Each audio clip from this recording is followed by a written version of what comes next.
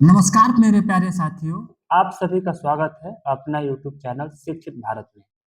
तो आज हम स्टार्ट कर रहे हैं पहले चैप्टर से और इसमें जो हम पढ़ा रहे हैं कक्षा 10वीं का और 12वीं का जो हिंदी साहित्य है। आप लोग आने वाले पेपर 2026 में इससे हिंदी साहित्य से आप लोगों को जरूर बहुत सारे प्रश्न दिखेंगे और एक यही ऐसा मात्र चैप्टर है जो लड़कों को कंफ्यूजन रहता है, समझ में नहीं आता है कि कहाँ से प्रश्न बनेगा। तो आप लोग मेरे जो क्लास है उसको आप लोग ध्यान पूर्वक देखिएगा।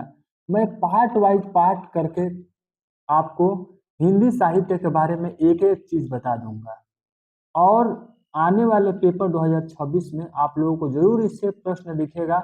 मैं 100% की गारंटी देता हूं। तो मैं एक एक पार्ट को जो है सीरियल वाइज करके आप लोगों के सामने रखूंगा। आप लोग मेरे चैनल को सब्सक्राइब कर लीजिएगा ताकि हर एक वीडियो आप लोगों के पास पहुंचेगा।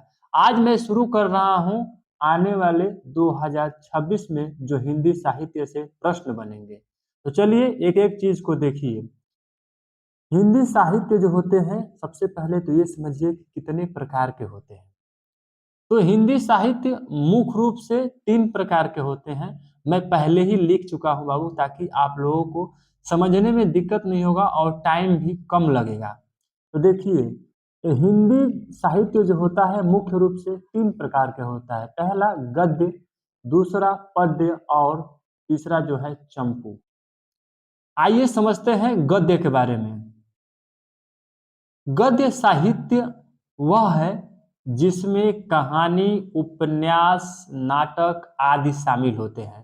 अगर कोई आपसे पूछे कि गद्य क्या है तो बताइएगा आप लोग कि गद्य साहित्य वह है जिसमें कहानी, उपन्यास, नाटक आदि शामिल होते हैं।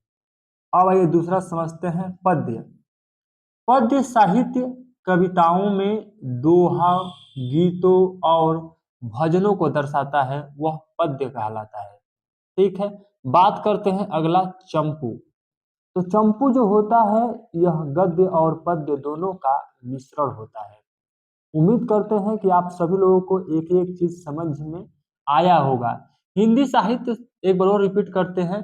हिंदी साहित्य कितने प्रकार का होता है? तो हिंदी साहित्य 3 प्रकार का होता है। यदि पेपर में आप लोगों से पूछता है लघु उत्तरीय प्रश्न में तो आप लोग इसका जवाब दे सकते हैं।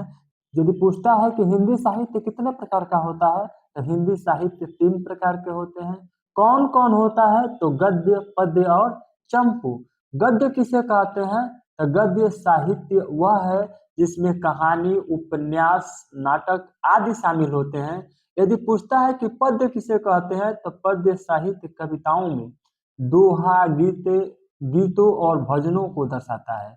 और चंपू के बारे में बता दें आपको कि चंपू यह गद्य और पद्य दोनों का मिश्रण है।